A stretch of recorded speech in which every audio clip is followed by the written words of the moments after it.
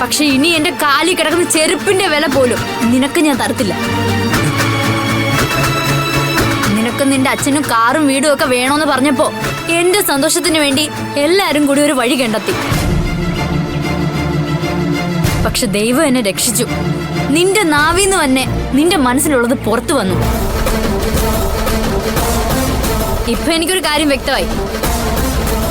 നിന്നെ പോലെ വെളുക്ക ചിരിക്കുന്നവന്റെ അകം കറുപ്പാണെന്ന്. ഇവിടെ നമ്മൾ പിരിയ. ഇനി എന്റെ പിന്നാലെ വന്ന ഈ കോളേജ് തന്നെ ഞാൻ മാറിയെന്ന് വരും. ഞാനൊരു വാക്ക് പറഞ്ഞ എന്റെ ചേച്ചിയും സൂര്യേട്ടനും എനിക്കത് നിറവേറ്റി തരുകയും ചെയ്യും. അതിനി എത്ര കഷ്ടപ്പെട്ടിട്ടാണെങ്കിലും. നീ അത് ഓർത്തോ? അതെനിക്ക് മനസ്സിലായി.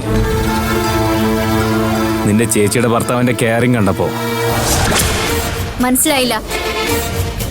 മനസ്സിലാക്കാനൊന്നുമില്ല. ഞാനും കഴിക്കുന്ന ചോറ് തന്നെ.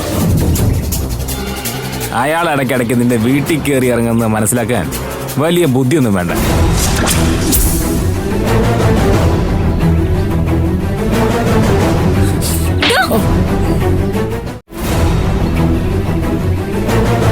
ഇനി നിന്റെ നാവിന്നൊരു വാക്ക് വന്ന ആ നാവ് ഞാൻ പിഴുതെടുക്കും.